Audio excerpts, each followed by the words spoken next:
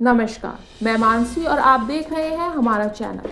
Entertainment की दुनिया की खबरों में आपका स्वागत है। हम लाए हैं आपके लिए एंटरटेनमेंट की दुनिया की सबसे मज़ेदार खबरें। कौन कर रहा है किसके नाम का इस्तेमाल और किसके फ़ोन का वॉलपेपर हो गया है वायरल, किसकी नई फिल्म का टीज़र लॉन्च हुआ है और किसकी शादी के वीडियो राइट्स को लेकर हो रही हैं अफवाहें। इनके बारे में जानेंगे, साथ ही पता करेंगे कौन है वह नई फिल्म जो हुई है 400 क्लब में शामिल, और इसके साथ ही जानेंगे कि किसके घर पहुंची है ईडी। इस सब के अलावा आपको देंगे अपना डेली बिग बॉस अपडेट। क्या हुआ बृहस्पतिवार को बिग बॉस के लेटेस्ट एपिसोड में, इसके बारे में करेंगे बात। विवाद आजकल ऐश्वर्या राय का पीछा नहीं छोड़ रहे। सिर्फ ऐश्वर्या राय ही विवादों के घेरे में नहीं है, बल्कि अब उनकी भाभी भी इसी तरीके के विवादों के घेरे में आ चुकी हैं। ऐश्वर्या राय की भाभी श्रीमा राय ने हाल ही में सोशल मीडिया पर उड़ी हुई अफवाहों का खंडन किया है।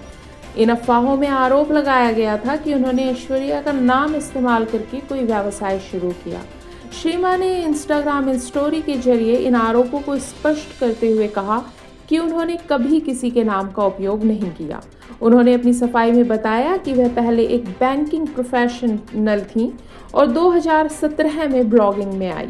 इसके अलावा श्रीमा ने यह भी कहा कि उन्होंने अपना करियर पूरी तरह से अपनी मेहनत से बनाया है और किसी भी तरह दूसरों से उनकी तुलना नहीं की जा सकती।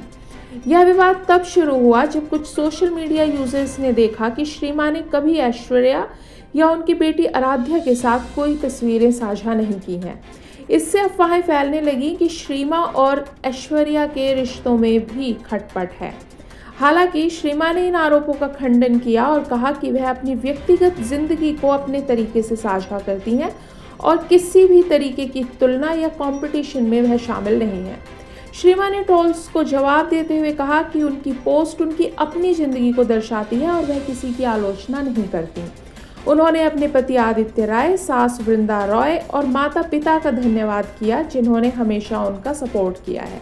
इस स्थिति ने यह साबित किया कि श्रीमा राय ने अपनी सफलता खुद कमाई है और वह किसी के नाम पर निर्भर नहीं है। आजकल कॉपीराइट्स के ऊपर काफ़ी झगड़े हो रहे हैं। पहले धनुष और नयनतारा आपस में कॉपीराइट्स के झगड़ों में उलझे और अब नागा चैतन्य और शोभिता धूलिपाला की शादी के कॉपीराइट्स के बारे में भी विवाद उठ रहे हैं। नागा चैतन्य और शोभिता धूलिपाला 4 दिसंबर को शादी के बंधन में बंधने जा रहे हैं और हाल ही में ये अफवाहें उड़ी थी कि उन्होंने अपनी शादी के वीडियो राइट्स नेटफ्लिक्स को 50 करोड़ रुपए में बेच दिए हैं। लेकिन नागा चैतन्य ने इन अफवाहों को सिरे से नकारते हुए कहा कि यह पूरी तरह गलत है और ऐसी कोई डील नहीं हुई है। उन्होंने अपनी शादी के बारे में बताते हुए कहा कि यह एक इंटीमेट और प्राइवेट समारोह होगा जिसमें केवल करीबी परिवार और दोस्त ही शामिल होंगे। शादी का आयोजन उनके परिवार के अन्नपूर्णा स्टूडियोज में होगा जो उनके दादा अक्कीनेनी नागेश्वर राव की याद में बना है। नागा ने शोभिता के साथ अपनी पहली मुलाकात को भी याद किया जब वे मुंबई में एक OTT इवेंट के दौरान मिले थे। इस शादी को लेकर वह काफ़ी उत्साहित हैं और शोभिता के साथ अपनी यात्रा को लेकर काफ़ी खुश भी। नागा चैतन्य का पहले समांता रुत प्रभु के साथ तलाक हो चुका है और अब वह शोभिता के साथ अपने नए जीवन की शुरुआत करने जा रहे हैं। नागा चैतन्य और शोभिता धूलिपाला की शादी उनके फैंस के लिए एक बड़ी खुशी का मौका है और वह बेसब्री से उनकी शादी की पिक्चर्स देखने का इंतज़ार कर रहे हैं। अभिषेक बच्चन के साथ तलाक की अफवाहों के बीच ऐश्वर्या राय के फ़ोन का वॉलपेपर हुआ वायरल। जब से ऐश्वर्या राय बच्चन अपनी निजी जिंदगी को लेकर चर्चा में आई हैं, खासकर अब अभिषेक बच्चन के साथ उनके रिश्तों में चल रही खटपट के कारण, तब से ऐश्वर्या राय की हर चीज़ वायरल हो रही है। हाल ही में ऐश्वर्या को मुंबई एयरपोर्ट पर अकेले स्पॉट किया गया और उनकी मुस्कान और आत्मविश्वास ने सबका ध्यान खींचा। इस दौरान उनके फ़ोन के वॉलपेपर ने सोशल मीडिया पर मचा दी हलचल और इससे नए सवाल उठने लगे हैं। हालांकि ऐश्वर्या राय के वॉलपेपर ने उनके फैंस को खुश कर दिया है। ऐश्वर्या राय के वॉलपेपर में जो तस्वीर थी वह उनके परिवार से जुड़ी हुई थी। कुछ लोगों का मानना है कि यह तस्वीर अभिषेक बच्चन की हो सकती है, तो कुछ ने इसे आराध्या बच्चन के साथ उनकी तस्वीर को बताया। ऐश्वर्या पहले भी अपनी बेटी के साथ तस्वीरें शेयर करती रही हैं और उनके फ़ोन वॉलपेपर से यह साफ दिखता है कि वह अपने परिवार के साथ अपने रिश्ते को निजी रखते हुए भी साझा कर रहे हैं। हालांकि अफवाहों के बावजूद ऐश्वर्या और अभिषेक ने हमेशा अपनी शादी को लेकर चुप्पी साधी है और किसी भी विवाद पर सीधे प्रतिक्रिया नहीं दी है। लेकिन ऐश्वर्या और अभिषेक अपनी निजी जिंदगी में शांति बनाए रखते हुए अपने परिवार और अपने करियर पर भी ध्यान दे रहे हैं। वॉलपेपर की इस छोटी सी झलक से ऐश्वर्या और अभिषेक के फैंस का मानना है कि इससे ऐश्वर्या का उनके परिवार के प्रति प्यार और निष्ठा दिखाई देती है और उन्होंने अब दर्शकों के लिए यह संदेश भेजा है कि शायद अभिषेक और ऐश्वर्या के बीच सब कुछ ठीक हो सकता है। अजीत कुमार की आगामी फिल्म विदा मोरियाची का टीजर हाल ही में रिलीज हुआ है और इसे देखकर फैंस ने इसे हॉलीवुड स्तर की एक्शन थ्रिलर की तरह सराहा है।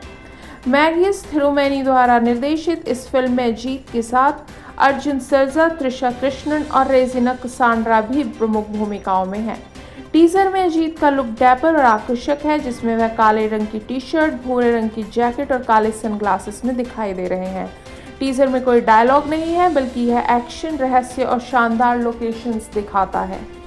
टीजर में अजीत को अपनी कार से कुछ निकालते हुए त्रिशा से मिलने और फिर खून से सने चेहरे के साथ एक्शन करते हुए देखा जाता है। फिल्म में अर्जुन सर्जा और रेजिना कसांड्रा के किरदार भी विरोधी के रूप में नजर आ रहे हैं। टीजर को लेकर फैंस ने इसे हॉलीवुड की एक्शन थ्रिलर की तरह देखा है और सोशल मीडिया पर इसे एक उच्च स्तरीय फिल्म कहा जा रहा है। संगीत अनिरुद्ध रविचंद्र द्वारा दिया गया है और फिल्म को लाइका प्रोडक्शंस ने प्रोड्यूस किया है। विदा मोरियाची 10 जनवरी 2025 को पोंगल के मौके पर रिलीज होने वाली है और इसके टीजर ने फिल्म के लिए उत्साह और फिल्म से जुड़ी उम्मीदों को और भी बढ़ा दिया।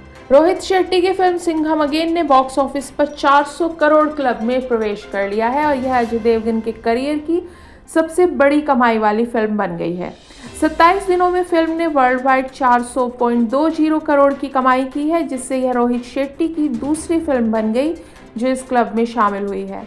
इससे पहले चेन्नई एक्सप्रेस ने 422 करोड़ की कमाई की थी।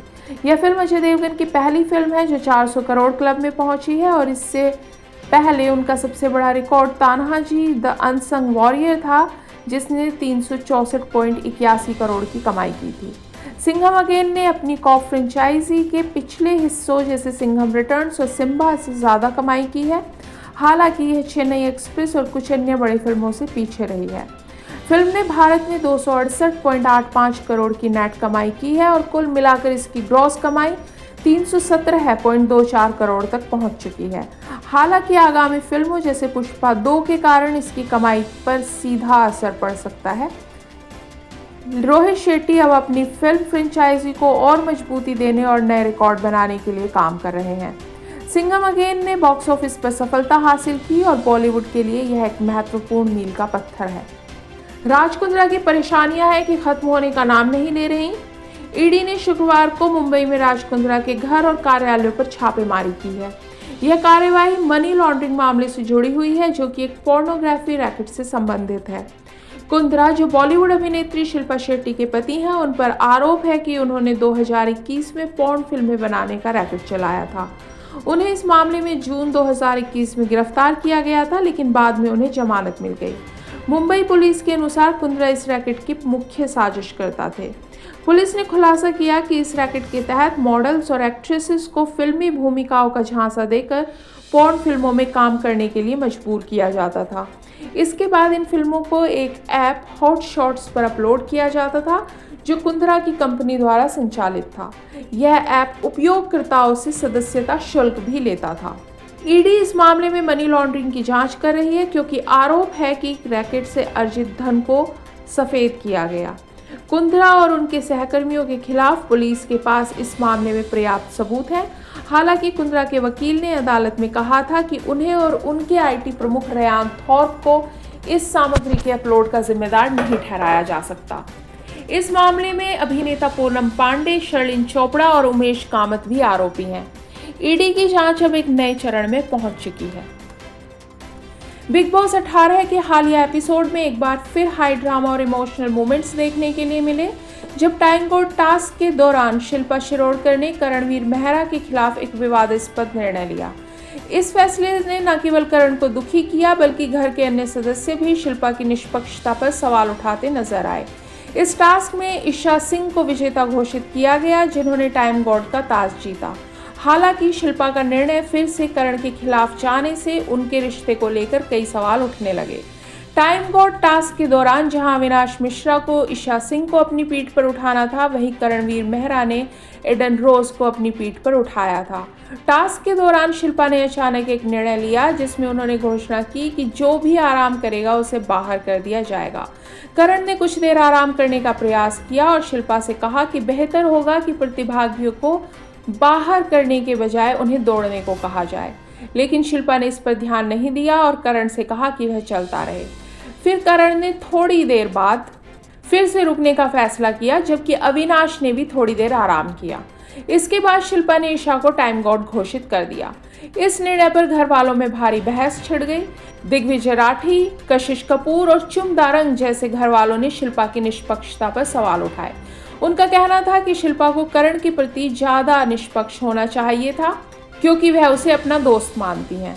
घर के अन्य सदस्य शिल्पा के निर्णय से असहमत थे और यह विषय घर में काफी बड़े विवाद का भी कारण बना। शिल्पा के फैसले के बाद करण मेहरा काफी भावुक हो गए। वह वॉशरूम में गए और दिग्विजय राठी उनके साथ थे। दिग्विजय राठी ने करण को सांत्वना देते हुए कहा कि वह समझ सकते हैं करण क्या महसूस कर रहे हैं। दिग्विजय ने करण से कहा कि उन्हें शिल्पा से इस फैसले पर बात करनी चाहिए। इस पर करण ने बेहद इमोशनल होकर कहा, लाइफ में हमेशा सब अनफेयर हुआ है, कोई नहीं। करण का यह बयान उनके दिल के दर्द को बयां करता है, क्योंकि वह हमेशा अपने दोस्तों के प्रति निष्ठावान रहे हैं, लेकिन उन्हें लगता है उनके साथ निष्पक्ष व्यवहार नहीं किया जा रहा। इसके बाद करण ने शॉवर लिया और मिरर के सामने खड़े होकर अपनी भावनाओं को व्यक्त किया। वह शिल्पा और श्रुतिका के व्यवहार पर विचार करते हुए और काफी उदास नजर आए। यह दृश्य दर्शकों को इमोशनल करने के लिए था। शिल्पा के फैसले पर सवाल उठे कि क्या यह निष्पक्ष था या नहीं। कुछ घर वालों ने इसे सही माना, जबकि दूसरों ने इसे पक्षपाती समझा। यह निर्णय न केवल करण बल्कि घर वालों के लिए भी टर्निंग पॉइंट बना। शिल्पा ने टास्क के दौरान जो फैसला किया वह घर में पहले से ही बटी हुई स्थिति को और भी जटिल बना गया है। कई घर वालों ने शिल्पा के फैसले को असंवेदनशील और पक्षपाती मानते हुए इसकी आलोचना की है। बिग बॉस 18 के इस एपिसोड में दर्शकों को शानदार ड्रामा देखने के लिए मिला। शिल्पा और करण के रिश्तों में बढ़ते तनाव को देखकर यह साफ हो गया कि इस सीजन में सिर्फ टास्क ही नहीं बल्कि घर वालों के रिश्ते भी एक बड़ी चुनौती बनने वाले हैं। शिल्पा का निर्णय और करण का इमोशनल पल दिखाते हैं कि बिग बॉस के घर में न केवल खेल बल्कि व्यक्तिगत रिश्ते भी अहम भूमिका निभाते हैं। अब यह देखना दिलचस्प होगा कि शिल्पा और करण के बीच यह तनाव आगे कैसे बढ़ता है और यह घर के अन्य प्रतियोगियों को कैसे प्रभावित करता है।